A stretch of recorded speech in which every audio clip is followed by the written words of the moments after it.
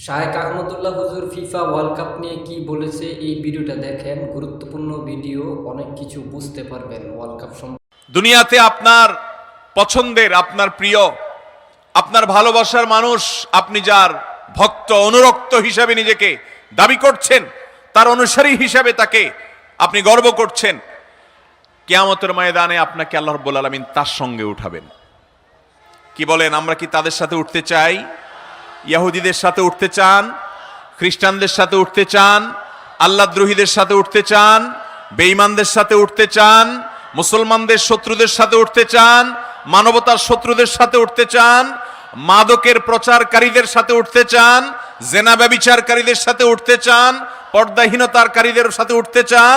সতরোন্মুক্তকারীদের সাথে উঠতে চান? মুশরিক কাফিরদের সাথে উঠতে চান? মুসলমানের সন্তান, দুনিয়ার জীবন বরফের মতো গলে যাচ্ছে ভাই আমার, বরফের মতো গলে যাচ্ছে। আপনার যৌবন তারুণ্য হারিয়ে যাচ্ছে। আপনি এই যৌবনে যা খুশি তা করবেন, এটা একজন বেঈমান করতে পারে, মুসলমান করতে পারে না। দুনিয়াতে আপনি বিশাল বড় পতাকা বানিয়েছেন। আপনার জীবনের অর্জন কি? আমার জীবনের অর্জন হলো আমি 100 ফিট বড় পতাকা তৈরি করেছি। আপনার জীবনের অর্জন কি? আমি পছন্দের দলের খেলোয়াড়ের পতাকা টাঙাতে গিয়ে দুনিয়া থেকে মরে গেছি, চলে গেছি।